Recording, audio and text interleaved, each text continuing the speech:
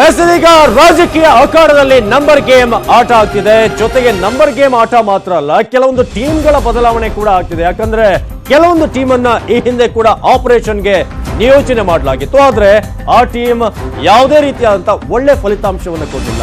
ಅದಕ್ಕಾಗಿ ಈಗ ಬಿಜೆಪಿ ತನ್ನ ಟೀಮ್ ಅನ್ನ ಚೇಂಜ್ ಮಾಡಿದ್ಯಾ. ಆ ಟೀಮ್ ಅನ್ನ ನೋಡಿ ಆ ಹಳೆ ಏನು ಟೀಮ್ ಇತ್ತು ಅವ್ರಿಗೆ ಕೂಡ ನಡುಕ ಶುರುವಾಗಿದೆ ಅಂತ. ಆ ರೀತಿಯಾದಂತಹ ಪರಿಸ್ಥಿತಿ ರಾಜಕೀಯ ಅಖಾಡದಲ್ಲಿ ಒಂದ್ ಕಡೆ ನಂಬರ್ ಗೇಮ್ ಆಟ ಜೋರಾಗಿದೆ, ಇನ್ನೊಂದು ಕಡೆ ಮನವೊಲಿಕೆ ಕನ್ವಿನ್ಸಿಂಗ್ ಆಫರ್ಗಳು ಜೋರಾಗ್ತಾ ಇದೆ. ಆಪರೇಷನ್ಗೆ ಹೊಸ ಟೀಮ್ ಅನ್ನ ಬಿಎಸ್ವೈ ಇಳಿಸಿದ್ದಾರೆ. ಇಬ್ಬರು ಆಪ್ತರಿಗೆ ಆಪರೇಷನ್ ನ ಹೊಣೆಯನ್ನ ಬಿಎಸ್ವೈ ಅವರು ಕೊಟ್ಟಿರೋದು. ಹಾಗಾದ್ರೆ ಆ ಇಬ್ಬರು ಯಾರು ಅನ್ನೋದು ಕೂಡ ನಮಗೆ ತಿಳಿಸ್ತೀವಿ. ಜೊತೆಗೆ ಈಗಾಗಲೇ ಗೊತ್ತಿರುವಂತಹ ವಿಚಾರ ಕೂಡ ರಾಜಕೀಯ ಅಖಾಡದಲ್ಲಿ ಈಗ ನಂಬರ್ ಗೇಮ್ ಜೋರಾಗಿದೆ. ಆಪರೇಷನ್ಗೆ ಹೊಸ ಬ್ರ್ಯಾಂಡ್ ನ್ಯೂ ಟೀಮ್ ಅನ್ನ ಈಗ ಬಿಎಸ್ವೈ ಇಳಿಸಿದ್ದಾರೆ. ಆಪರೇಷನ್ ಇಂದ ಶ್ರೀರಾಮುಲು ಈಗ ದೂರ ಈಗಾಗಲೇ ಪಕ್ಷದಿಂದ ದೂರ ಆಗಿದ್ದಾರೆ ಜನಾರ್ದನ ರೆಡ್ಡಿ. ಹಾಗಾಗಿ ಬಳ್ಳಾರಿಯ ಬ್ರದರ್ಸ್ ಆಪರೇಷನ್ ನ ಸಂದರ್ಭದಲ್ಲಿ ಆಕ್ಟಿವ್ ಆಗ್ತಾ ಇದ್ರು. ಆದ್ರೆ ಆ ಇಬ್ಬರಿಗೂ ಕೂಡ ಈಗ ಈ ಬಾರಿ ಆಪರೇಷನ್ ನಲ್ಲಿ ಯಾವುದೇ ಜವಾಬ್ದಾರಿ ಸದ್ಯಕ್ಕೆ ಇಲ್ಲ. ಆಪರೇಷನ್ ಇಂದ ಶ್ರೀರಾಮುಲು ಈಗ ದೂರವಾಗಿದ್ದಾರೆ. ಒಂದ್ ಕಡೆ ಜನಾರ್ದನ್ ರೆಡ್ಡಿಯನ್ನ ಬಿಜೆಪಿ ಆಲ್ಮೋಸ್ಟ್ ಹೊರಗಿಟ್ಟಾಗಿದೆ. ಆದ್ರೆ ಈ ಬಾರಿ ಹೊಸಬರನ್ನ ಈಗ ಆಪರೇಷನ್ ನ ಕ್ಯಾಪ್ಟನ್ಶಿಪ್ ಅವರಿಗೆ ವಹಿಸಲಾಗಿದೆ. ಅವರು ಸಕ್ಸಸ್ಫುಲ್ ಆಗ್ತಾರ ಇದು ಪ್ರಶ್ನೆ. ಯಾಕಂದ್ರೆ ಈಗ ಹೊಸ ಜವಾಬ್ದಾರಿಯನ್ನ ಕೊಡಲಾಗಿರೋದು. ನಾರ್ಮಲಿ ಆಪರೇಷನ್ ಅಂದಾಗ ಅಥವಾ ಶಾಸಕರನ್ನ ಸೆಳೆಯುವ ಸಂದರ್ಭದಲ್ಲಿ ಬಳ್ಳಾರಿಯ ಶ್ರೀರಾಮುಲು, ಅದೇ ರೀತಿಯಾಗಿ ಗಾಲಿ ಜನಾರ್ದನ ರೆಡ್ಡಿ ಅವರ ಹೆಸರು ಬಹಳ ಜೋರಾಗಿ ಕೇಳ ಬರ್ತಾ ಇತ್ತು. ಅವರು ಆಕ್ಟಿವ್ ಆಗ್ತಾ ಇದ್ರು. ಆದ್ರೆ ಈ ಬಾರಿ ಇಬ್ಬರು ಚೇಂಜ್ ಆಗಿದ್ದಾರೆ.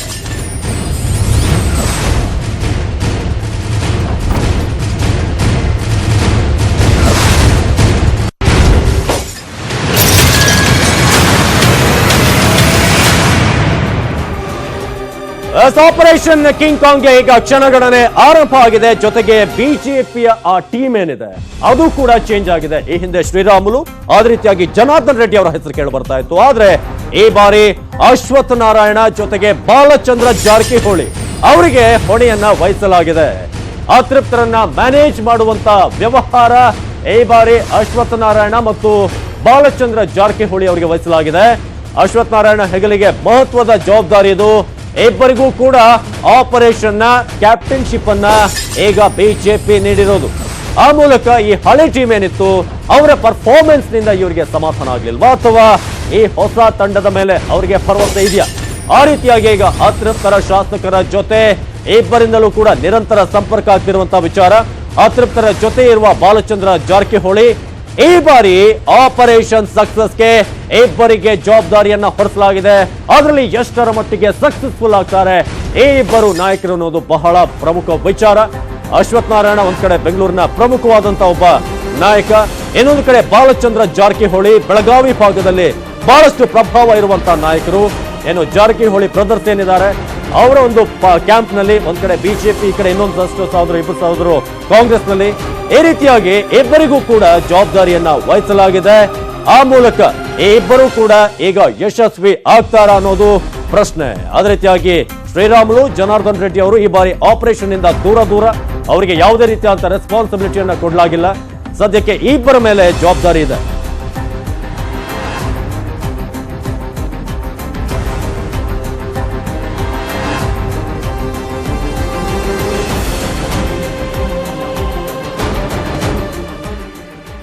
ಇನ್ನು ಬಿಜೆಪಿಯ ಆಪರೇಷನ್ಗೂ ಬೆಂಗಳೂರಿಗೂ ಒಂದು ಲಿಂಕ್ ಇದೆ. ಬೆಂಗಳೂರು ರಾಜಕೀಯ ಹಿಡಿತದ ಬಿಗ್ ಪ್ಲಾನ್ ಅನ್ನ ಮಾಡಿಕೊಳ್ಳಲಾಗಿದೆ.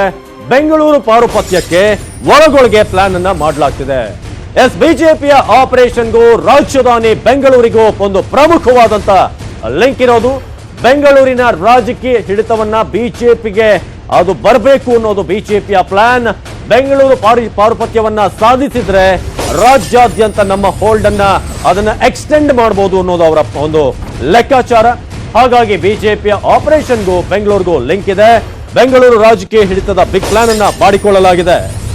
ಇನ್ನು ಆಪರೇಷನ್ಗೆ ಒಳಗಾಗುವಂತಹ ಶಾಸಕರ ಜವಾಬ್ದಾರಿ ಆ ನಾಯಕನಿಗಿಲ್ಲ, ಆಪರೇಷನ್ ಶಾಸಕರ ಜವಾಬ್ದಾರಿ. ಹಾಗಾದ್ರೆ ಆ ನಾಯಕ ಯಾರು? ಶಾಸಕರ ಜೊತೆ ಚರ್ಚೆ, ಹಣಕಾಸು ವಿಚಾರದಿಂದ ಈ ನಾಯಕ ದೂರ. ಈ ಹಿಂದೆ ಈ ನಾಯಕನ ಹೆಸರು ಬಹಳ ಜೋರಾಗಿ ಕೇಳಿ ಬರ್ತಾ ಇತ್ತು, ಆಪರೇಷನ್ ನ ಜವಾಬ್ದಾರಿ ಮುಂತಾದವುಗಳು.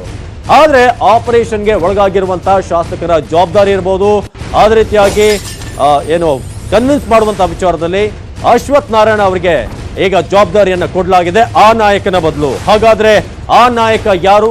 ಆ ನಾಯಕನನ್ನ ಬಿಜೆಪಿ ಸೈಡ್ ಲೈನ್ ಮಾಡಿದ್ಯಾ? ಯಾಕಂದ್ರೆ ಈ ಹಿಂದೆ ಕೊಡುವಂತ ಕೆಲವೊಂದು ವಿಚಾರಗಳಲ್ಲಿ ರಾಜಕೀಯ ಹಿಡಿತಕ್ಕೆ ಮಾಸ್ಟರ್ ಪ್ಲಾನ್ ಆಗ್ತಾ ಇದೆ. ಈ ಹಿಂದೆ ಆ ನಾಯಕನಿಗೆ ಕೊಟ್ಟಂತ ಜವಾಬ್ದಾರಿಯಲ್ಲಿ ಅವರು ವಿಫಲರಾಗಿರೋದು ಕೂಡ ನಾವು ನೋಡಿದ್ವಿ. ಅದೇ ಕಾರಣಕ್ಕೆ ಈಗ ಅಶ್ವಥ್ ನಾರಾಯಣ ಏನಿದ್ದಾರೆ, ಅವರು ಬೆಂಗಳೂರಿನ ಮತ್ತೊಬ್ಬ ಪ್ರಭಾವಿ ಬಿಜೆಪಿಯ ನಾಯಕರು, ಅವರಿಗೆ ಕೊಡ್ಲಾಗಿಲ್ವಾ ಅಂತ. ಸೊ ಹೀಗಾಗಿ ಆ ನಾಯಕನನ್ನ ದೂರ ಬಿಟ್ಟೆ ಇದೀಗ ಆಪರೇಷನ್ ಅನ್ನ ಈಗ ಮಾಡ್ಲಾಗ್ತಾ ಇದೆಯಾ? ಹಾಗಾದ್ರೆ ಆ ನಾಯಕ ಯಾರು ಅನ್ನೋ ಬಗ್ಗೆ ನಿಮ್ಗೆ ತಿಳಿಸ್ತೀವಿ. ಬೆಂಗಳೂರಿನ ಹಿಡಿತವನ್ನ ಪಡಿಲೇಬೇಕು ಅಂತ ಈಗ ಬಿಜೆಪಿ ಶತಾಯಗತಾಯ ಈಗ ಪ್ರಯತ್ನವನ್ನ ಮಾಡ್ತಿರೋದು. ಅದಕ್ಕಾಗಿ ಹೊಸದಾಗಿ ಅಶ್ವಥ್ ನಾರಾಯಣ ಅವರಿಗೆ ಈಗ ಜವಾಬ್ದಾರಿಯನ್ನ ವಹಿಸಲಾಗಿದೆ.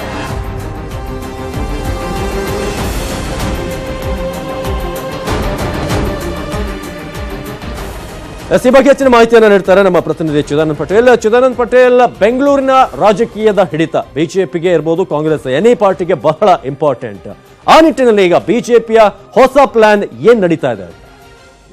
ಅವಿನಾಶ್, ಬೆಂಗಳೂರಿನಲ್ಲಿ ಬಿಜೆಪಿಯ ಕೆಲವು ಶಾಸಕರುಗಳಿಗೆ ಇಲ್ಲಿ ಪಾರ್ಟಿ ಇಲ್ಲ, ಹೊಂದಾಣಿಕೆ ರಾಜಕೀಯ ಮಾಡಿಕೊಂಡೇ ತಮ್ಮ ರಾಜಕಾರಣವನ್ನ ಮುಂದುವರಿಸಿಕೊಂಡು ಬಂದಿರತಕ್ಕಂತ ಕೆಲವು ಬಿಜೆಪಿ ಮತ್ತು ಕಾಂಗ್ರೆಸ್ನ ಶಾಸಕರುಗಳೀಗ ಬುದ್ಧಿ ಬಯಲಾಗಿರುವಂತದ್ದು. ಇದೀಗ ಬೆಂಗಳೂರಿನ ಪ್ರಭಾವಿ ಶಾಸಕ ಮಾಜಿ ಡಿ.ಸಿ.ಎಂ ಆರ್ ಅಶೋಕ್ ಅವರು ಕೂಡ ಸ್ವತಃ ಬಿಜೆಪಿಯಲ್ಲಿ ಬಿ.ಎಸ್. ಯಡಿಯೂರಪ್ಪನವರು ಇಡೀ ಆಪರೇಷನ್ ಕಮಲ ಮತ್ತು ಇಷ್ಟೆಲ್ಲ ಬೆಳವಣಿಗೆ ನಡುವೆ ಹೊರಗಿಟ್ಟಿರುವಂತದ್ದು. ಬದಲಾಗಿ ಮಲ್ಲೇಶ್ವರಂನ ಯುವ ಶಾಸಕ ಆಗಿರ್ತಕ್ಕಂಥ ಡಾಕ್ಟರ್ ಅಶ್ವಥ್ ನಾರಾಯಣ ಅವರಿಗೆ ಇಡೀ ಆಪರೇಷನ್ ಕಮಲದ ರೂಪುರೇಷೆ ಮತ್ತು ಅದರ ಜವಾಬ್ದಾರಿಯನ್ನು ಕೊಟ್ಟಿರುವಂತದ್ದು. ಆ ಮುಖಾಂತರ ಬೆಂಗಳೂರಿನ ಹಿಡಿತಕ್ಕೆ ಒಂದಿಲ್ಲ ಒಂದು ರೀತಿಯಲ್ಲಿ ಪ್ರಯತ್ನ ಮಾಡ್ತಿದ್ದ ಆರ್ ಅಶೋಕ್ ಇದು ದೊಡ್ಡ ಹಿನ್ನಡೆ ಅಂತ ಹೇಳಲಾಗ್ತದೆ. ಈಗಾಗಲೇ ಆಪರೇಷನ್ ಕಮಲ ಸಕ್ಸಸ್ ಆಗಿ ಹೊಸ ಸರ್ಕಾರ ಬಂದ್ರೆ, ಅಂದ್ರೆ ಬಿಜೆಪಿ ಸರ್ಕಾರ ಬಂದ್ರೆ ಡಾಕ್ಟರ್ ಅಶ್ವಥ್ ನಾರಾಯಣ ಅವರು ಬೆಂಗಳೂರಿನ ಹಿಡಿತ ಅವರು ಅಶ್ವಥ್ ನಾರಾಯಣಗೆ ಹೋಗೋ ಸಾಧ್ಯತೆ ಇದೆ ಅಂತ ಹೇಳಲಾಗ್ತದೆ. ಈಗಾಗಲೇ ಅಶ್ವಥ್ ನಾರಾಯಣ ಕೂಡ ಹೊಸ ಸರ್ಕಾರ ಬಂದ್ರೆ ಬೆಂಗಳೂರಿನ ಜವಾಬ್ದಾರಿಯನ್ನು ಕೊಡಬೇಕು ಮತ್ತು ಪ್ರಭಾವಿ ಖಾತೆಯನ್ನು ಕೊಡಬೇಕಂತ ಹೇಳಿ ಯಡಿಯೂರಪ್ಪನವರಿಗೆ ಬೇಡಿಕೆ ಇಟ್ಟಿರುವಂತದ್ದು. ಆ ಬೇಡಿಕೆ ಕೂಡ ಯಡಿಯೂರಪ್ಪನವರು ಸ್ಪಂದನೆ ಮಾಡಿರುವಂತದ್ದು. ಇದರ ಬೆನ್ನಲ್ಲೇ ಆರ್ ಅಶೋಕ್ ರವರನ್ನ ಹೊರಗಿಟ್ಟಿರ್ತಕ್ಕಂಥ ಬಿ.ಎಸ್. ಯಡಿಯೂರಪ್ಪನವರು ಎಲ್ಲೊಂದ್ ಕಡೆ ಆರ್ ಅಶೋಕ್ ರವರ ಮೇಲೆ ಅನುಮಾನ ಕೂಡ ವ್ಯಕ್ತಪಡಿಸಿದ್ದಾರೆ ಅಂತ ಹೇಳಲಾಗ್ತದೆ. ಯಾಕಂತ ಹೇಳಿದ್ರೆ ಆರ್ ಅಶೋಕ್ ರವರು ವಿರೋಧಿ ಪಾಳಯಕ್ಕೆ ಕೆಲವೊಂದು ವಿಚಾರಗಳನ್ನ, ಅಂದ್ರೆ ಆಪರೇಷನ್ ಕಮಲ ರೂಪುರೇಷೆ ಮತ್ತು ಅಲ್ಲಿರ್ತಕ್ಕಂಥ ಡೆವಲಪ್ಮೆಂಟ್ ಬಗ್ಗೆ ಮಾಹಿತಿಯನ್ನು ಕೊಟ್ಟಿರೋ ಎಂಬ ಆರೋಪ ಕೂಡ ಅವ್ರ ಮೇಲೆ ಇರುವಂತದ್ದು. ಜೊತೆಗೆ ಈ ಹಿಂದೆ ಕೂಡ ಅವರು ಎಲ್ಲ ಒಂದ್ ಕಡೆ ಆಡಳಿತ ಪಕ್ಷದ ಕೆಲವು ನಾಯಕರ ಜೊತೆಗೆ ವಿಶ್ವಾಸದಲ್ಲಿರ್ತಕ್ಕಂಥ ಆರ್ ಅಶೋಕ್ ಅವರು ಮಾಹಿತಿಯನ್ನು ಹಂಚಿಕೊಂಡಿದ್ದಾರೆ ಎಂಬ ಗಂಭೀರ ಆರೋಪ ಇರುವಂತದ್ದು. ಈ ಎಲ್ಲ ಕಾರಣಕ್ಕಾಗಿ ಆರ್ ಅಶೋಕ್ ಅವರನ್ನ ಇಡೀ ಈ ಒಂದು ಆಪರೇಷನ್ ಕಮಲದ ವಿಚಾರದಲ್ಲಿ ದೂರ ಇಟ್ಟಿರ್ತಕ್ಕಂಥ ಬಿಜೆಪಿ ನಾಯಕರು ಇದೀಗ ಹೊಸ ನಾಯಕನನ್ನ ಹುಡುಕಿದೆ. ಆ ಮುಖಾಂತರ ಬೆಂಗಳೂರಿಗೆ ಹಿಡಿತಕ್ಕೆ ಇದೀಗ ಡಾಕ್ಟರ್ ಅಶ್ವಥ್ ನಾರಾಯಣ ಮತ್ತು ಆರ್ ಅಶೋಕ್ ನಡುವೆ ತಿಕ್ಕಾಟ ಆರಂಭ ಆಗುವ ಸಾಧ್ಯತೆ ಇದೆ ಅಂತ ಹೇಳಲಾಗ್ತದೆ. ಈ ಎಲ್ಲದರ ನಡುವೆ ಆರ್ ಅಶೋಕ್ ರವರನ್ನ ಇಡೀ ವಿಚಾರ ಸಂಬಂಧಪಟ್ಟಾಗೆ ಹೊರಗಿಟ್ಟು ಈಗ ಡಾಕ್ಟರ್ ಅಶ್ವಥ್ ನಾರಾಯಣಗೆ ಜವಾಬ್ದಾರಿ ಕೊಡುವ ಮುಖಾಂತರ ಆರ್ ಅಶೋಕ್ ರವರನ್ನ ದಿನೇ ದಿನೇ ಸೈಡ್ ಲೈನ್ ಮಾಡುವ ಹಂತ ಆರಂಭವಾಗಿದೆ ಅಂತಲೇ ಹೇಳ್ಬೋದು. ಅವಿನಾಶ್, ಧನ್ಯವಾದ ಮಾಹಿತಿಗಾಗಿ ಪಟೇಲ್. ಇನ್ನೊಂದು ಕಡೆ ಗುರುಗ್ರಾಮದ ರೆಸಾರ್ಟ್ ನಲ್ಲಿ ಕೇಸರಿ ಬ್ರಿಗೇಡ್ ಆಪರೇಷನ್ ಕಮಲದ ವಿಚಾರ ಆಗುತ್ತೋ ಬಿಡುತ್ತೋ ಗೊತ್ತಿಲ್ಲ. ಆದ್ರೆ ಶಾಸಕರನ್ನ ರಕ್ಷಿಸಿಕೊಳ್ಳಲೇಬೇಕಾದಂತ ಒತ್ತಡದಲ್ಲಿ ದೋಸ್ತಿಗಳಿದ್ದಾರೆ. ಹಾಗಾದ್ರೆ ಯಾವ ರೀತಿಯಾಗಿ ಒತ್ತಡ ಬಿದ್ದರೂ ಕೂಡ ಕೆಲವೊಬ್ಬ ಕಾಂಗ್ರೆಸ್ ನಾಯಕರು ಯಾಕೆ ಸೈಲೆಂಟ್ ಆಗಿದ್ದಾರೆ? ಗುರುಗ್ರಾಮದ ರೆಸಾರ್ಟ್ ನಲ್ಲಿ ಕೇಸರಿ ಬ್ರಿಗೇಡ್ ಇದೆ, ಅಲ್ಲಿ ಆಪರೇಷನ್ ಮಾಡೋದು ಅಥವಾ ಬಿಜೆಪಿಯಿಂದ ಸೆಳೆಯೋದು ಅಥವಾ ಬಿಜೆಪಿ ನಮ್ಮಿಂದ ಸೆಳಿತಾರೋ ಇದೆಲ್ಲ ಆಗುತ್ತೋ ಬಿಡುತ್ತೋ ಸೆಕೆಂಡರಿ.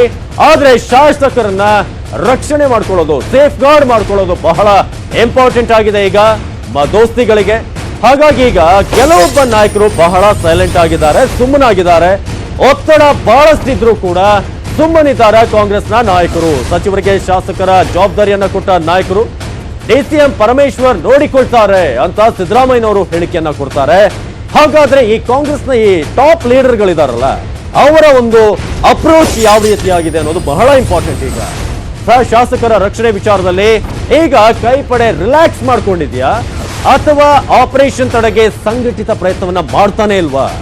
ಯಾರಿಗೂ ಬೇಕಾಗಿಲ್ವಾ ಇದು? ಆ ರೀತಿಯಾಗಿದೆ. ಕಳೆದ ಬಾರಿ ಕಾಂಗ್ರೆಸ್ನಿಂದ ಮಿಂಚಿನ ಕಾರ್ಯಾಚರಣೆ ಆಗಿತ್ತು.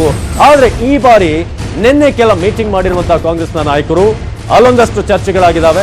ಡಿ.ಕೆ. ಶಿವಕುಮಾರ್ ಇಂದು ಮುಂಬೈಗೆ ತೆರಳುವಂತಹ ಸಾಧ್ಯತೆ ಕಂಡು ಬರ್ತಾ ಇದೆ. ಈಗ ಆಲ್ರೆಡಿ ಅವರು ಹೋಗಿ ಅವ್ರನ್ನ ಕನ್ವಿನ್ಸ್ ಹೋಗ್ತಾ ಇದ್ದಾರೆ. ಆಪರೇಷನ್ ವಿಚಾರದಲ್ಲಿ ಕಾಂಗ್ರೆಸ್ ಪಕ್ಷದೊಳಗೆ ಏನಾಗ್ತಿದೆ, ಇಂಟರ್ನಲ್ ಕಾಂಗ್ರೆಸ್ನ ಒಳಗೆ ಏನಾಗ್ತಿದೆ ಅನ್ನೋ ಒಂದು ವಿಚಾರ ಬಹಳಷ್ಟು ಕಾಂಗ್ರೆಸ್ ನಾಯಕರು ಈಗ ಬಹಳಷ್ಟು ಕೂಲ್ ಆಗಿದ್ದಾರೆ. ಅದರ ಅರ್ಥ ಆ ಶಾಂತತೆ ಅಥವಾ ಸೈಲೆಂಟ್ ಆಗಿರೋ ಅರ್ಥ ಅವರು ರಿಲ್ಯಾಕ್ಸ್ ಆಗಿದ್ದಾರೆ ಅಂತ, ಅಥವಾ ಆಪರೇಷನ್ ಕಮಲ ಆದ್ರೆ ಆಗ್ಲಿ ಸರ್ಕಾರ ಇದ್ರೆ ಇರಲಿ ಅನ್ನೋ ಒಂದು ರೀತಿಯಾದಂತ ಆಟಿಟ್ಯೂಡ್ ಅನ್ನ ತೋರಿಸ್ತಾ ಇದ್ದಾರೆ. ಒಂದು ರೀತಿಯಾಗಿ ಡೋಂಟ್ ಕೇರ್ ಆದಂತ ಆಟಿಟ್ಯೂಡ್ ಅಥವಾ ನಿರ್ಲಕ್ಷ್ಯವ ಅನ್ನೋದು ಪ್ರಶ್ನೆ. ಸಿದ್ದರಾಮಯ್ಯನವರು ಕೂಡ ಹೆಚ್ಚಾಗಿ ಅತೃಪ್ತರ ಬಗ್ಗೆ ಎಲ್ಲೂ ಕೂಡ ಮಾತನಾಡ್ತಾ ಇಲ್ಲ. ಅದೇ ರೀತಿಯಾಗಿ ಪರಮೇಶ್ವರ್ ಅವರು ಕೂಡ ಕೂಲ್ ಆಗಿದ್ದಾರೆ. ಇನ್ನೊಂದು ಕಡೆ ದಿನೇಶ್ ಗುಂಡೂರಾವ್ ಅವರು ಕೂಡ ಎಲ್ಲಿ ಹೇಳಿಕೆಯನ್ನು ಕೊಟ್ಟರು ಕೂಡ ಅಂಥದ್ದೇನು ಆಗೋದೇ ಇಲ್ಲ ಅನ್ನೋ ರೀತಿಯಾಗಿ. ಸೊ ಆ ರೀತಿಯಾಗಿ ಇದು ಕಾಂಗ್ರೆಸ್ನ ಒಂದು ರೀತಿಯಾಗಿ ಕೂಲ್ ಆದಂತ ಒಂದು ಆಟಿಟ್ಯೂಡ್, ಅಥವಾ ಅವರಿಗೆ ಯಾರಿಗೂ ಕೂಡ ಬೇಕಾಗಿಲ್ವಾ, ಮಾಡ್ಕೊಂಡ್ರೆ ಬಿಡಿ ಅನ್ನೋ ರೀತಿಯಾಗಿ ಏನಾದ್ರೂ ಈ ಸರ್ಕಾರದ ಬಗ್ಗೆ ಅವರಿಗೆ ಒಂದು ರೀತಿಯಾದಂತ ಡಿಸ್ಇಂಟ್ರೆಸ್ಟ್ ಶುರುವಾಗಿದೆಯಾ ಅನ್ನೋದು ಈಗ ಬಹಳ ಪ್ರಮುಖವಾದಂತ ವಿಚಾರ. ಒಂದ್ ಕಡೆ ರೆಸಾರ್ಟ್ ನಲ್ಲಿ ಈಗ ಕೇಸರಿಯ ಬ್ರಿಗೇಡ್ ತಮ್ಮ ನಾಯಕರನ್ನ ಬಹಳ ಆಕ್ಟಿವ್ ಆಗಿರೋ ಹಾಗೆ ಕಾಣ್ತಿದೆ BSY ಅವರು ಕಳೆದ ಹಲವಾರು ದಿನಗಳಿಂದ. ಆದ್ರೆ ಅದೇ ಆಕ್ಟಿವ್ನೆಸ್ ಈಗ ಕಾಂಗ್ರೆಸ್ನ ಪಾಳ್ಯದಲ್ಲಿ ಕಾಣ್ತಿದ್ಯಾ ಅನ್ನೋದು. ಯಾಕಂದ್ರೆ ಮೇಲ್ನೋಟಕ್ಕೆ ಅವರ ಅಪ್ರೋಚ್ ಬಹಳ ಒಂದ್ ರೀತಿಯಾಗಿ ಕಾಮ್ ಆಗಿದ್ದಾರೆ, ಒಂದ್ ರೀತಿಯಾಗಿ ಕಾಮ್ ಅಂಡ್ ಕಂಪೋಸ್ಡ್ ಆಗಿದ್ದಾರೆ. ಒಂದ್ ಕಡೆ ಈ ಕಡೆ KC ವೇಣುಗೋಪಾಲ್ ಅವರು ಬರ್ತಿದ್ದಾರೆ, ಏನು ಹೈಕಮಾಂಡ್ ನ ಸೂಚನೆ ಅಂತೆ. ಆದ್ರೆ ನಿಜಕ್ಕೂ ರಾಜ್ಯದ ನಾಯಕರು ಅಷ್ಟು ಅಲರ್ಟ್ ಆಗಿದ್ದಾರೆ. DCM ಪರಮೇಶ್ವರ್, ಮಾಜಿ CM ಸಿದ್ದರಾಮಯ್ಯ, KPCC ಅಧ್ಯಕ್ಷ ದಿನೇಶ್ ಗುಂಡೂರಾವ್, ಇವರೆಲ್ಲರ ಅಪ್ರೋಚ್ ಯಾವ ರೀತಿ ಇದೆ ಅನ್ನೋದು ಈಗ ಒಂದ್ ರೀತಿಯಾಗಿ ಕನ್ಫ್ಯೂಷನ್ ಆಗಿದೆ ಅನ್ನೋದು.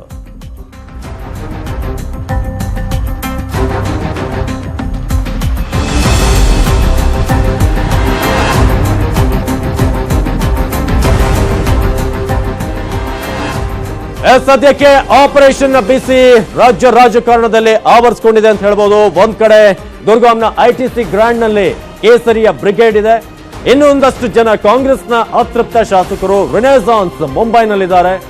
ಆ ಮೂಲಕ ಈಗ ಕರ್ನಾಟಕ, ಮಹಾರಾಷ್ಟ್ರ, ಅದೇ ರೀತಿಯಾಗಿ ದೆಹಲಿಯಲ್ಲಿ ಈಗ ಬಹಳ ದೊಡ್ಡ ಮಟ್ಟದಲ್ಲಿ ಈಗ ರಾಜಕೀಯದ ಬೆಳವಣಿಗೆಗಳು ಆಗ್ತಾ ಇದೆ. ಒಂದ್ ಕಡೆ ಕಾಂಗ್ರೆಸ್ ಕೂಲ್ ಆಗಿದೆ, ಆದ್ರೆ ಆ ಕೂಲ್ ಆಗಿರುವಂತ ಹಿಂದೆ ಅವರೊಂದು ಆ ಮೌನದ ಹಿಂದೆ ಒಂದ್ ರೀತಿಯಾಗಿ ಪ್ರಶ್ನೆಗಳು ಮೂಡ್ತಾ ಇದೆ. ಅವರು ನಿಜಕ್ಕೂ ರಿಲ್ಯಾಕ್ಸ್ ಆಗಿದ್ದಾರಾ, ಅಥವಾ ಆಪರೇಷನ್ ಕಮಲದ ಬಗ್ಗೆ ಅವರು ನಿಗಾ ವಹಿಸ್ತಾ ಇದ್ದಾರೋ ಇಲ್ವೋ ಅನ್ನೋದು.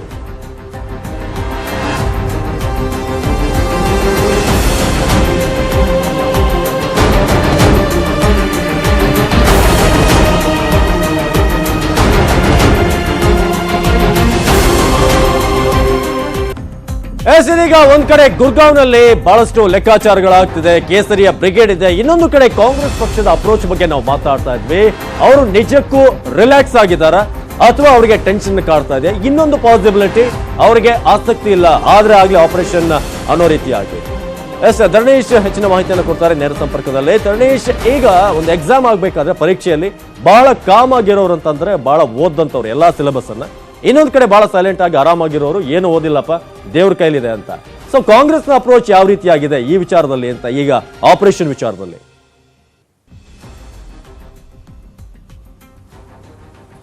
ಕಾಂಗ್ರೆಸ್ ಖಂಡಿತಕ್ಕೂ ಒಂದು ರೀತಿಯಲ್ಲಿ ಮುಖ್ಯವಾಗಿ ಕಾಂಗ್ರೆಸ್ ಹೈಕಮಾಂಡ್ ಬಹಳ ತಳಮಳಗೊಂಡಿದೆ. ಯಾಕೆಂತಂದ್ರೆ ರಾಜ್ಯದಲ್ಲಿರುವಂತಹ ಕಾಂಗ್ರೆಸ್ JDS ಸರ್ಕಾರ ಏನಾದರೂ ಅಸ್ತಿತ್ವಕ್ಕೆ ಅಸ್ಥಿರಗೊಂಡ್ರೆ ಆಗ ಇಡೀ ರಾಷ್ಟ್ರ ಮಟ್ಟದಲ್ಲಿ ಕಾಂಗ್ರೆಸ್ ಮೈತ್ರಿ ಬಗ್ಗೆ ಮಾತನಾಡ್ತಾ ಇದೆ ಅಥವಾ ಮೈತ್ರಿಗೆ ಪ್ರಯತ್ನವನ್ನ ಪಡ್ತಿದೆ, ಅದಕ್ಕೆ ಹಿನ್ನಡೆ ಆಗುತ್ತೆ ಅನ್ನುವ ಕಾರಣಕ್ಕೋಸ್ಕರ ಕಾಂಗ್ರೆಸ್ನ ಹೈಕಮಾಂಡ್ ಚಿಂತೆಗೀಡಾಗಿದೆ. ಸ್ಥಳೀಯವಾಗಿ ಕೆಲವರಿಗೆ ಒಂದಷ್ಟು ಅಸಮಾಧಾನ ಇದೆ JDS ಜೊತೆ ಇರೋಕ್ಕೆ. ಆ ಕಾರಣಕ್ಕೋಸ್ಕರ ಅವ್ರಿಗೆ ಅಷ್ಟ ಉತ್ಸಾಹ ಇಲ್ಲದೆ ಇದ್ರೂ ಕೂಡ ಒಟ್ಟಾರೆಯಾಗಿ ನಾವು ಗಮನಿಸೋದಾದ್ರೆ ರಾಜ್ಯ ಕಾಂಗ್ರೆಸ್ನಲ್ಲೂ ಕೂಡ ಏನಾಗ್ಬಿಡಬಹುದು ಅನ್ನುವಂತ ಒಂದು ಆತಂಕ ಇದೆ. ಆ ಕಾರಣಕ್ಕೋಸ್ಕರ ಈಗಾಗಲೇ ಕೆಲವು ಹಿರಿಯ ನಾಯಕರಿಗೆ ಹೈಕಮಾಂಡ್ ಸೂಚನೆ ನೀಡಿದೆ ಅನ್ನುವಂತ ಮಾಹಿತಿಗಳು ಕೂಡ ಲಭ್ಯ ಆಗ್ತಿದ್ದಾವೆ. ನೀವು ಬಿ ಅಲರ್ಟ್ ಆಗಿರಿ, ಜೊತೆಗೆ ಎಲ್ಲೆಲ್ಲಿ ಯಾವ್ಯಾವ ಶಾಸಕರು ಏನ್ ಮಾಡ್ತಿದ್ದಾರೆ ಮಾಹಿತಿ ಸಂಗ್ರಹಿಸಿ, ಮತ್ತೆ ಯಾರು ಅತೃಪ್ತರಿದ್ದಾರೆ ಅವರ ನಡೆ ಏನು ಅದನ್ನ ಗಮನಿಸಿ, ಮತ್ತೆ ತಕ್ಷಣವೇ ಅವರನ್ನ ನೀವು ಮನವೊಲಿಸುವಂತ ಕೆಲಸವನ್ನ ಮಾಡಿ ಎನ್ನುವಂತ ನಿರ್ದೇಶನವನ್ನ ಈಗಾಗಲೇ ಹೈಕಮಾಂಡ್ ರಾಜ್ಯ ಕಾಂಗ್ರೆಸ್ ನಾಯಕರಿಗೆ ಕೊಟ್ಟಿದೆ. ಮತ್ತೆ ರಾಜ್ಯ ಕಾಂಗ್ರೆಸ್ ನಾಯಕರು ಕೂಡ ಈಗಾಗಲೇ ಅದನ್ನ ಕಾರ್ಯರೂಪಕ್ಕೆ ತರ್ತಾ ಇದ್ದಾರೆ, ಶಾಸಕರನ್ನ ಮನವೊಲಿಸಿಕೊಳ್ಳುವಂತಹ ಪ್ರಯತ್ನವನ್ನ ಮಾಡ್ತಿದ್ದಾರೆ. ಸೊ ಹಾಗಾಗಿ ಈಗ ರಾಜ್ಯ ಕಾಂಗ್ರೆಸ್ ನಾಯಕರು ಎಷ್ಟು ಪರಿಣಾಮಕಾರಿಯಾಗಿ ಅವರ ಅತೃಪ್ತ ಶಾಸಕರನ್ನ ಮನವೊಲಿಸ್ತಾರೆ ಅನ್ನುವಂಥದ್ರ ಮೇಲೆ ಮುಂದಿನ ರಾಜಕೀಯ ನಡೆಗಳು ನಿರ್ಧಾರ ಆಗ್ತವೆ. ಈಗ ಬರ್ತಿರೋ ಮಾಹಿತಿಯ ಪ್ರಕಾರ 7ರಿಂದ 8 ಶಾಸಕರು ಶತಾಯಗತಾಯ ಕಾಂಗ್ರೆಸ್ ಬಿಡ್ಲಿಕ್ಕೆ ತೀರ್ಮಾನವನ್ನ ಮಾಡ್ಬಿಟ್ಟಿದ್ದಾರೆ. ಹಾಗಾಗಿ ಉಳಿದಂತಹ ಶಾಸಕರನ್ನಾರಾದ್ರೂ ಕಾಂಗ್ರೆಸ್ ನಾಯಕರು ಮನವೊಲಿಸ್ಕೊಳ್ತಾರ, ವಿಶ್ವಾಸಕ್ಕೆ ತೆಗೆದುಕೊಳ್ತಾರ, ಕಾಂಗ್ರೆಸ್ ಪಕ್ಷದಲ್ಲಿ ಉಳಿಸ್ಕೊಳ್ಳೋದ್ರಲ್ಲಿ ಸಫಲರಾಗ್ತಾರ ಅನ್ನುವಂತ ಪ್ರಶ್ನೆಗಳು ಉದ್ಭವಿಸಿವೆ. ಸೊ ಹಾಗಾಗಿ ಆತರ ಆದ್ರೆ ಮಾತ್ರ ರಾಜ್ಯದ ಕಾಂಗ್ರೆಸ್ ಮತ್ತು JDS ಮೈತ್ರಿ ಸರ್ಕಾರ ಉಳ್ಕೊಳ್ಳಿಕ್ಕೆ ಸಾಧ್ಯ ಇದೆ. ಇದು ಒಂದ್ ರೀತಿಯಲ್ಲಿ ರಾಜ್ಯ ಕಾಂಗ್ರೆಸ್ ನಾಯಕರ ಕೈಯಲ್ಲೂ ಕೂಡ ಸರ್ಕಾರದ ಭವಿಷ್ಯ ಇದೆ ಅಂತ ಹೇಳ್ಬೋದು. ಅವಿನಾಶ್, ಧನ್ಯವಾದ ಮಾಹಿತಿಗಾಗಿ ಧರಣೇಶ್. ಇನ್ನು ಇಂತಹ ಒಂದು ರಾಜಕೀಯ ಬಿಕ್ಕಟ್ಟುಗಳು ಬಂದಾಗ ಅಥವಾ ಇಂತಹ ಒಂದು ಕ್ರಿಟಿಕಲ್ ಸಿಚುವೇಶನ್ ನಲ್ಲಿ ಮಾಜಿ CM ಸಿದ್ದರಾಮಯ್ಯನವರು ಸೈಲೆಂಟ್ ಆಗಿ ಕೂರುವಂತ ಒಬ್ಬ ರಾಜಕಾರಣಿನೇ ಅಲ್ಲ, ಅವರು ಕೂಡ ರಣತಂತ್ರವನ್ನ ಮಾಡ್ತಾ ಇದ್ದಾರೆ. ಆಪರೇಷನ್ ಅನ್ನ ಹೇಗಾದ್ರೂ ಮಾಡಿ ಫ್ಲಾಪ್ ಮಾಡೋದಕ್ಕೆ ಸಿದ್ದರಾಮಯ್ಯನವರ ರಣತಂತ್ರ ಆಗ್ತಾ ಇದೆ. ಅತೃಪ್ತ ಶಾಸಕರ ಜೊತೆ ಸಿದ್ದು ನಿರಂತರವಾಗಿ ಸಂಪರ್ಕ ಇಟ್ಕೊಂಡಿದ್ದಾರೆ. ಅತೃಪ್ತರಿಗೆ ಸ್ಥಾನಮಾನದ ಭರವಸೆಯನ್ನು ಕೂಡ ನೀಡಿದ್ದಾರೆ ಅನ್ನೊಂದು ವಿಚಾರ ಇದೆ. ಹಾಗಾಗಿ ಸಿದ್ದರಾಮಯ್ಯನವರ ರಣತಂತ್ರ ಕೂಡ ಆಗ್ತಾ ಇದೆ. ಅತೃಪ್ತರಿಗೆ ಸ್ಥಾನಮಾನವನ್ನ ನೀಡಲಾಗುತ್ತೆ, ನೀವು ವಾಪಸ್ ಬನ್ನಿ, ನಿಮ್ಗೆ ಯಾವ ರೀತಿಯಾದಂತಹ ಸ್ಥಾನಮಾನಗಳನ್ನ ಕೊಡಬೇಕು ಅದನ್ನ ಕೊಡಲಾಗುತ್ತೆ. ಬಿಜೆಪಿಗೆ ಸೆಡ್ಡು ಹೊಡೆಯೋದಕ್ಕೆ ಈಗ ಸಿದ್ದು ರಣತಂತ್ರವನ್ನ ರೂಪಿಸಿದ್ದಾರೆ ಅನ್ನೋದು, ಅತೃಪ್ತರನ್ನ ಹಿಡಿದಿಟ್ಟುಕೊಳ್ಳೋದಕ್ಕೆ ಈಗ ಸಖತ್ತಾಗಿ ಪ್ಲಾನ್ ಆಗ್ತಾ ಇದೆ. ಅತೃಪ್ತರು ಕೈ ಬಿಡಲ್ಲ ಅನ್ನೋ ವಿಶ್ವಾಸ ಮಾಜಿ ಸಿಎಂ ಸಿದ್ದರಾಮಯ್ಯನವರಿಗೆ ಇದೆ. ಆ ಮೂಲಕ ಬೆಂಗಳೂರಲ್ಲೇ ಕೂತು ಆಪರೇಷನ್ಗೆ ಬ್ರೇಕ್ ಹಾಕುವಂತ ಎಲ್ಲಾ ತಯಾರಿಗಳನ್ನ ಮಾಜಿ ಸಿಎಂ ಮಾಡ್ತಾ ಇರೋದು. ಫೋನ್ನಲ್ಲೇ ಎಲ್ಲಾ ಗೇಮ್ ಪ್ಲಾನ್ಗಳು ಆಗ್ತಾ ಇದೆ. ಎಲ್ಲ ರೀತಿಯಾದಂತಹ ಕನ್ವಿನ್ಸ್ ಮಾಡುವಂತ ಕೆಲಸಗಳನ್ನ ಬೆಂಗಳೂರಿನಲ್ಲೇ ಕೂತು ಸಿದ್ದರಾಮಯ್ಯನವರು ಇದೀಗ ಯಾರು ಎಲ್ಲೋ ಹೋಗಲ್ಲ ಅಂತ ಭರವಸೆಯಿಂದ ಸಿದ್ದರಾಮಯ್ಯನವರು ಹೇಳ್ತಿರೋದ್ರ ಹಿಂದೆ ಅವರ ರಣತಂತ್ರ ಇದೆ ಅನ್ನೋದು ಈಗ ಪ್ರಮುಖವಾದಂತ ಈಗ ಚರ್ಚೆ.